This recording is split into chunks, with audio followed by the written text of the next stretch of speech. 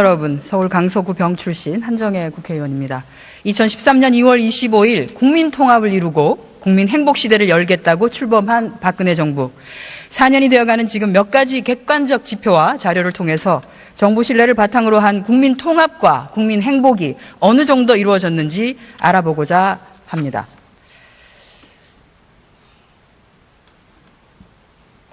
네, 황교안 총리님 나와주시기 바랍니다.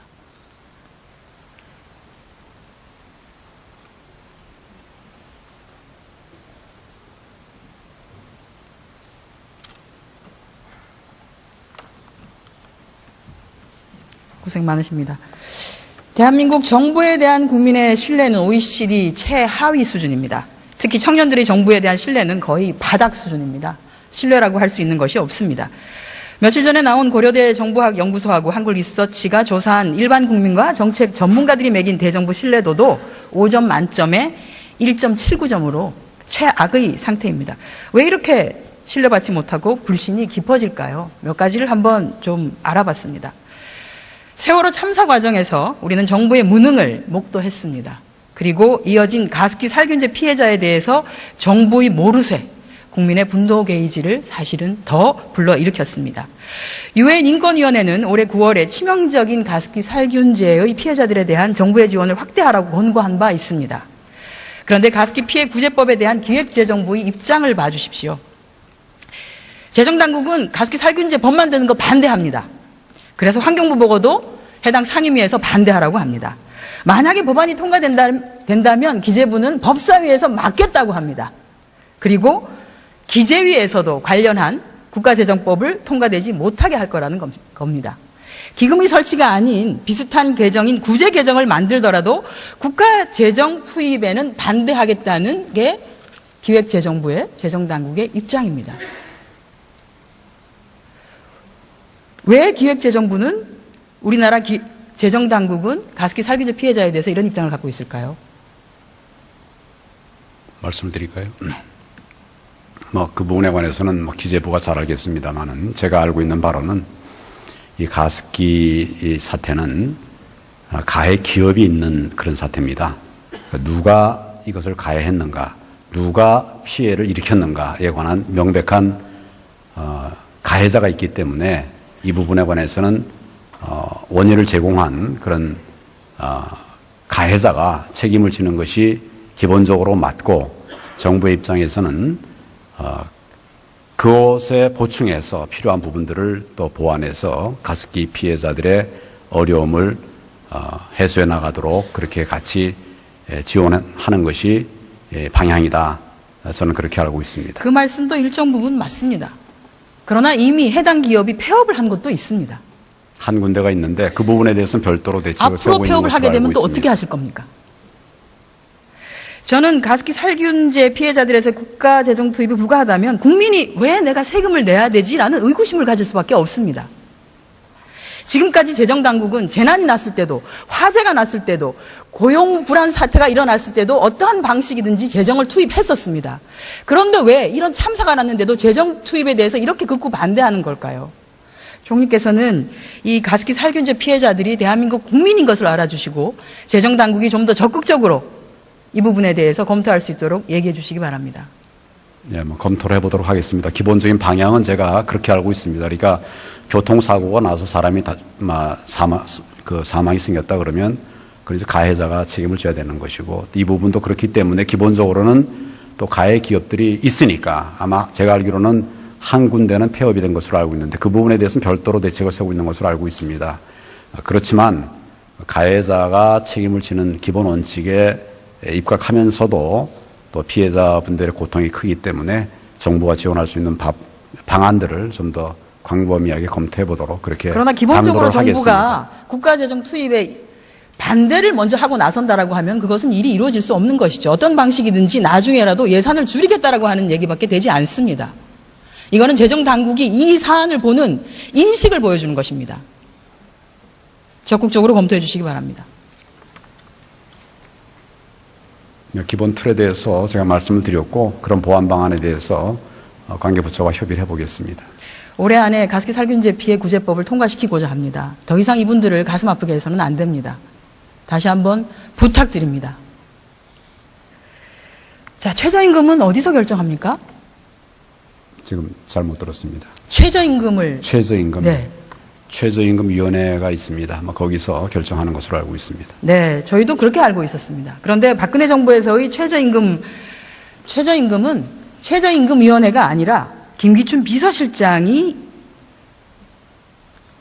결정했습니다. 저것은 김영한 민정수석의 업무일지에 나온 2014년도 6월 20일자의 메모입니다. 2월 30일까지 내년도 최저임금액을 결정하는데 7% 인상선으로 하자라고 하는 가이드라인을 제시했고 실지 공익위원들은 그때 7%라고 하는 인상안을 내서 결정적으로 7.1%로 결정되었습니다. 최저임금위원회가 왜 존재했는지, 공조직의 의사결정 구조를 와해시키고 왜곡시켜버린 정부가 박근혜 정부입니다. 이러니 정부에 대한 불신이 커질 수밖에 없는 것이죠. 그렇게 생각지 않으십니까? 최저임금위원회가 최저임금 기준을 정함에 있어서는 여러 의견들을 수렴하는 것으로 알고 있습니다. 지금 의원님 말씀하신 그런 일이 있었는지 그 부분에 대해서는 제가 정확하게는 모르겠습니다만은 최저임금위원회가 어떤 자율적인 그런 그 회의체를 통해서 충분히 협의를 했고, 지금 그 인상률이라고 하는 것이 그게 아마 우리 그 경제 여건에 비추어서는 그걸 꼭 적다고 말하기는 좀 어려운, 지금 상황에서는 물론 많으면 많을수록 좋겠지만 그런 것들을 감안할 때 그 부당한 이런 결정이 있었던 것은 아니지 않느냐, 결정이 많고 작음을 그렇게 판단합니다. 말하는 것이 아니라 그 해당 위원회에서 결정하는 구조에 외부 세력이 전혀 최저임금위원과 관련 없는 사람이 가이드라인을 제시한 것에 대해서 문제를 제기하는 것입니다. 그 내용에 대해서는 제가 더 파악을 해봐야 될 일이라고 봅니다. 지금 돌아가신 김영한 민정수석을 다시 오라고 할 수도 없지 않습니까? 자, 공직자들의 말 바꾸기가 하루 이틀은 아니지만 지속적인 거짓말과 허언은 정부에 대한 신뢰를 떨어뜨리고 국민통합, 즉 사회통합의 걸림돌이 될 뿐입니다. 실례로 지난해 9월 13일 날 노사정 잠정 합의를 한 이후에 당시 김대한 노사정위원장과 이기건 노동부 장관은 임금 피크제 실시를 위한 취업규칙 개선 요건과 절차의 마련은 절대 정부가 일방적으로 하지 않으며 노사와 충분히 협의를 거친다고 명시적으로 합의했다고 기자회견까지 했습니다만 이것은 그냥 허언이 돼버리고 말았습니다. 크고 작은 이런 거짓말들이 정부에 대한 신뢰를 떨어뜨리는 것으로 나타난다. 저는 이렇게 생각합니다. 그렇게 생각지 않으십니까? 그 부분에 관해서는 노사 간의 합의, 노사정 합의의 정신에 입각해서 진행을 해온 것으로 저는 그렇게 보고를 듣고 있는데, 구체적인 경우에 대해서는 제가 좀 더 확인해 보겠습니다. 너무 업무를 좀 잘 안 챙기신 것 같습니다. 기본적으로 노동부 일인데 그런 부분에 관해서는 많은 분들이 관계가 있기 때문에. 네, 공직자들이 이렇게 국민에게는 거짓말을 일삼으면서 공공기관 종사자, 대기업 종사자들은 언론을 동원해서 공공의 적으로 만들고 뒤로는 특정인에게 이익을 주기 위한 정경유착과 국정의 사유화를 진행했습니다. 우리 다 잘 알고 있는 세계재단에 대해 재계의 출연을 요청하고 반대급부로 재계의 규제 완화 요구에 화답하는 법안의 조속 처리를 위해서 국회를 압박했습니다.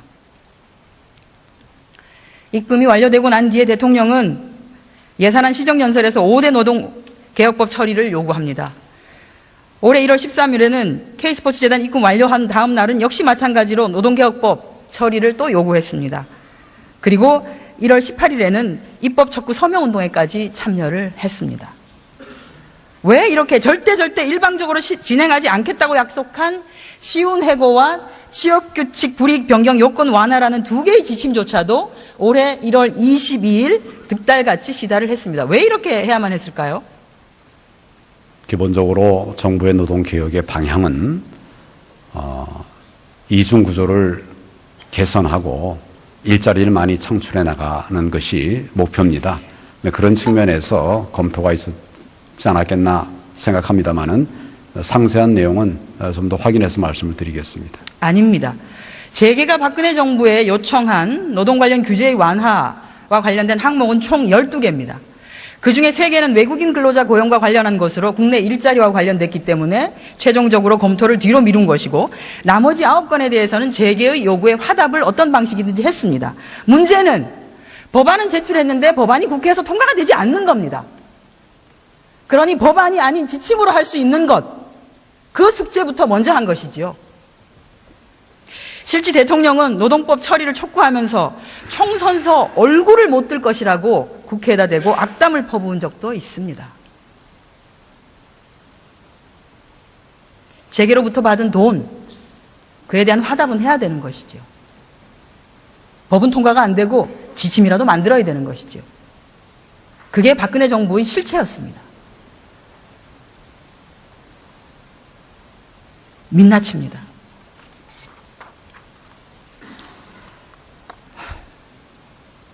네, 수고하셨습니다. 노동부 장관 잠깐 나와 주십시오.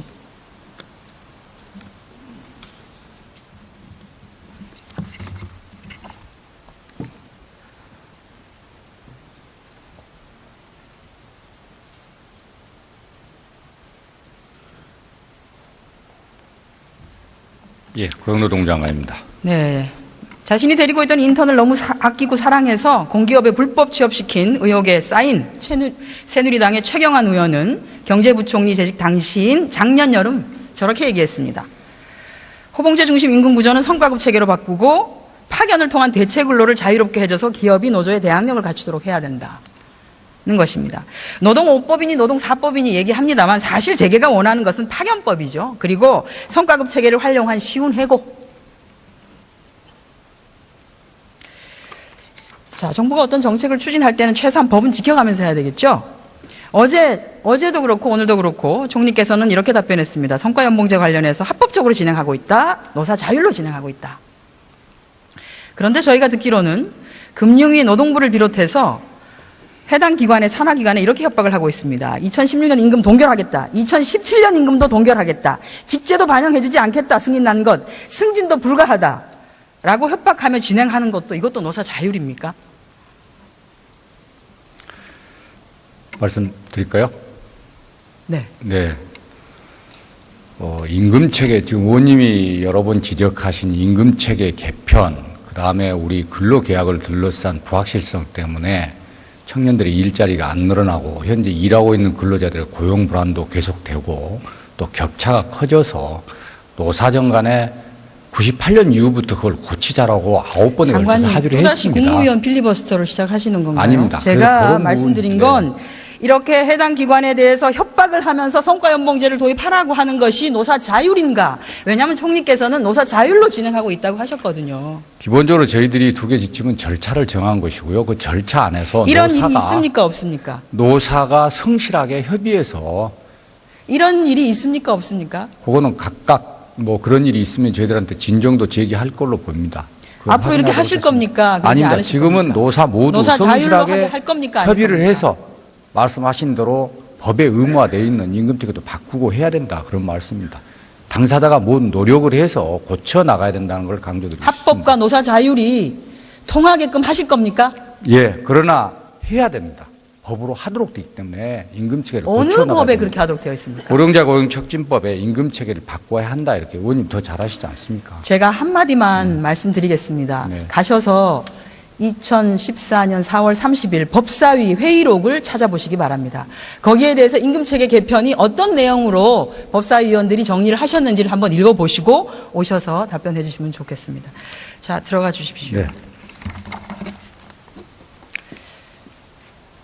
총리님 다시 나와 주십시오.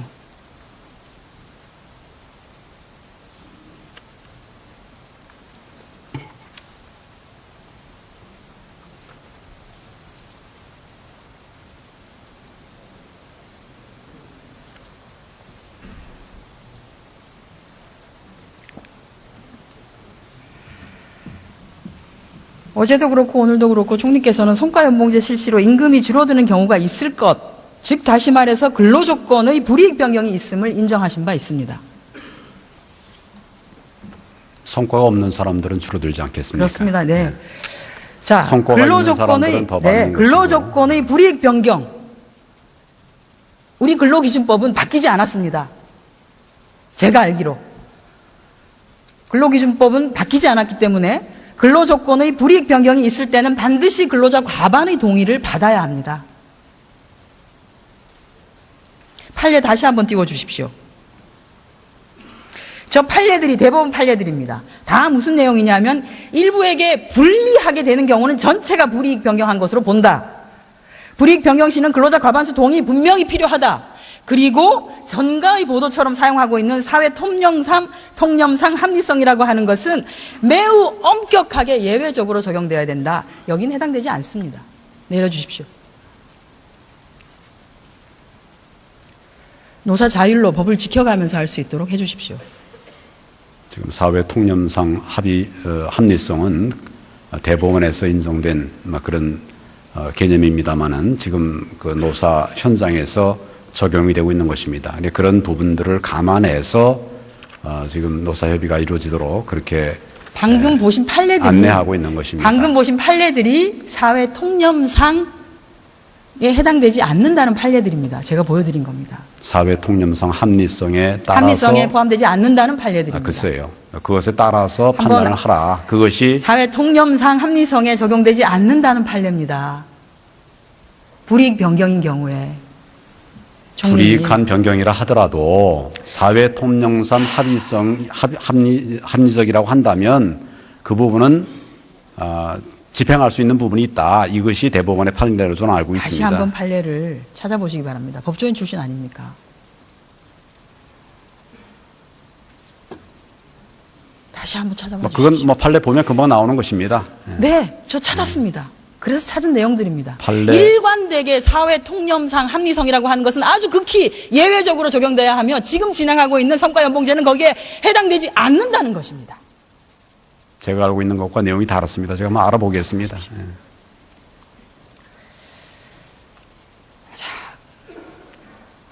국민 행복 시대를 열겠다고 했는데 얼마나 행복한 대한민국 국민이 되었는지 몇 개 자료 한번 보겠습니다. 실업 불안에 시달리고 있습니다. 신규 채용 15세에서 29세는 2007년 대비 2007년 54%에서 2015년 64%입니다. 청년층 비정규직이. 입만 벌리면 노무현 정부를 얘기하는데 이런 거는 왜 노무현 정부를 못 따라가는지 모르겠습니다. 전일제 임시직이 1년 뒤에 정규직이 전환될 확률이 실업자가 정규직이 전환될 확률보다도 낮은 유일한 나라 대한민국. 비정규직의 절망으로 버티는 나라 대한민국입니다. 사내하청 용역업체 파견 노동자 원래 대기업이 직접 고용해야 되는데 그렇게 하지 않습니다. 그렇게 하지 않는 경우에 이익을 어떤 것을 보는지 한번 보시죠. 원래 본인들이 부담해야 되는 법인세, 부가세, 임금 등을 비롯한 것들을 쪼개기 하청, 파견업체에다가 다 전가합니다. 그리고 그 영세기업도 생겨난 거에선 국가에서 또 세금으로 또 지원해 줍니다. 결과적으로 대기업을 지원하고 있는 것이죠. 이런 문제가 있다는 것은 동의하시죠? 그런 부분 저런 부분을 다 종합적으로 검토해서 노동부가 현장 지도를 하는 것으로 알고 있습니다. 이런 문제가 있다는 것은 동의하지 않습니까? 현장에 따라서 여러 차이가 있는 것으로 알고 있습니다. 다음 자료 보십시오. OECD 자료에 따르면 한국은 특히 제조부문 10인 미만 사업장의 수가 우리보다 인구가 훨씬 많은 미국, 일본, 독일, 프랑스, 영국보다도 기형적일 만큼 많습니다. 그러다 보니 중소기업 고용 비중은 매우 높습니다만 부가가치는 대기업이 대부분 가져가는 대기업 중심 경제가 많습니다. 그런데 세금이나 배당 등을 제외한 최종 이윤에 대한 근로자 보상은 대기업, 중소기업 불문하고 OECD 최저 수준입니다. 전가의 보도처럼 대기업 노동자를 귀족 노동자라고 하고 동네 부부로 만들어서 때리고 있습니다만 대기업 노동자 실제로 그렇게 많이 가져가고 있지 못하고 있습니다. 중소기업 노동자와 같습니다. 이 기형적 구조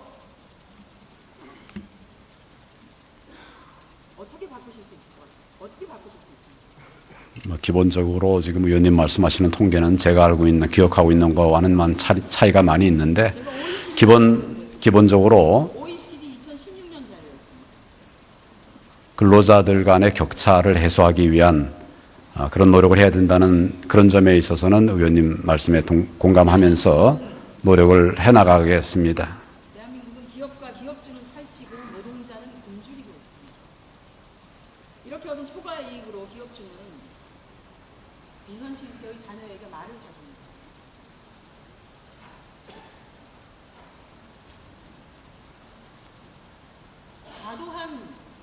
과도한 중소기업, 과도한 영세기업, 이상하리만치 무균형적이고 기형적인 이 영세기업들의 숫자는 사실은 기업들이 무분별한 외주와 용역 하청, 파견, 이 원인일 수 있습니다. 그러니 최소한 법적, 제도적 장치가 있는 한에서는 점검과 지도 감독을 통해서 더 이상 확대되는 것은 막아야지만이 빈곤의 나락으로 떨어지는 것을 좀 방지할 수 있는 거 아니겠습니까? 그걸 좀 해달라는 부탁입니다. 어려운 근로자들을 위해서 필요한 정책들을 개발하고 집행하는 데 최선을 다하겠습니다.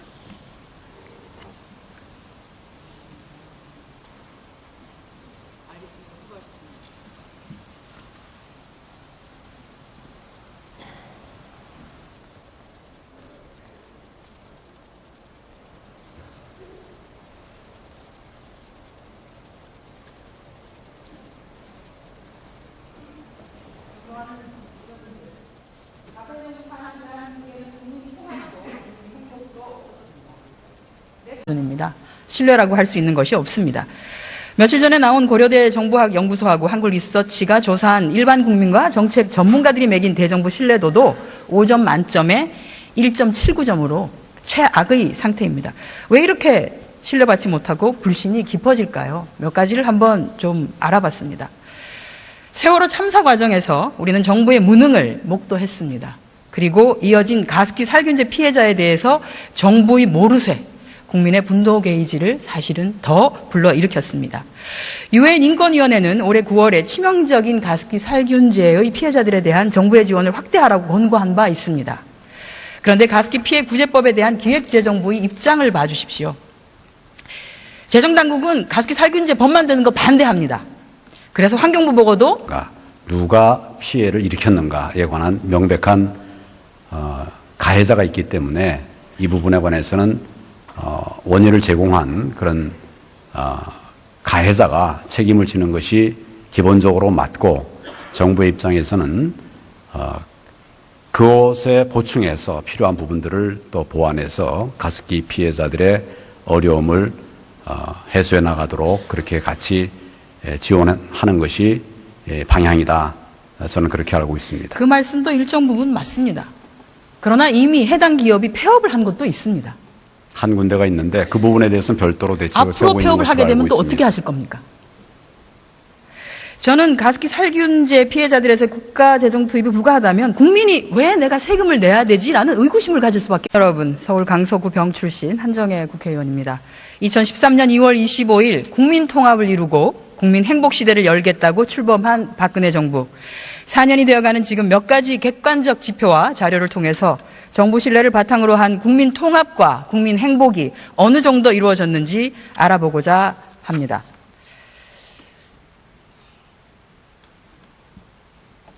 네, 황교안 총리님 나와주시기 바랍니다.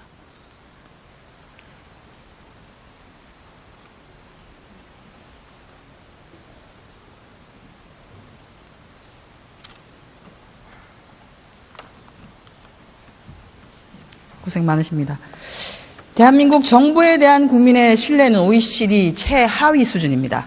특히 청년들의 정부에 대한 신뢰는 거의 바닥 수준이 없습니다. 지금까지 재정당국은 재난이 났을 때도, 화재가 났을 때도, 고용 불안 사태가 일어났을 때도 어떠한 방식이든지 재정을 투입했었습니다. 그런데 왜 이런 참사가 났는데도 재정 투입에 대해서 이렇게 극구 반대하는 걸까요? 총리께서는 이 가습기 살균제 피해자들이 대한민국 국민인 것을 알아주시고 재정당국이 좀 더 적극적으로 이 부분에 대해서 검토할 수 있도록 얘기해 주시기 바랍니다. 네, 검토를 해보도록 하겠습니다. 기본적인 방향은 제가 그렇게 알고 있습니다. 그러니까 교통사고가 나서 사람이 사망이 생겼다 그러면 그래서 가해자가 책임을 져야 되는 것이고, 이 부분도 그렇기 때문에 기본적으로는 또 가해 기업들이 있으니까 아마 제가 알기로는 한 군데는 폐업이 된 것으로 알고 있는데 그 부분에 대해서는 별도로 대책을 세우고 있는 것으로 알고 있습니다. 그렇지만 가해자가 책임을 지는 해당 상임위에서 반대하라고 합니다. 만약에 법안이 통과된다면 기재부는 법사위에서 막겠다고 합니다. 그리고 기재위에서도 관련한 국가재정법을 통과되지 못하게 할 거라는 겁니다. 기금의 설치가 아닌 비슷한 개정인 구제 개정을 만들더라도 국가재정 투입에는 반대하겠다는 게 기획재정부의 재정당국의 입장입니다. 왜 기획재정부는 우리나라 재정당국은 가습기 살균제 피해자에 대해서 이런 입장을 갖고 있을까요? 말씀을 드릴까요? 그 부분에 관해서는 기재부가 잘 알겠습니다만은 제가 알고 있는 바로는 이 가습기 사태는 가해 기업이 있는 그런 사태입니다. 누가 이것을 가해했는가?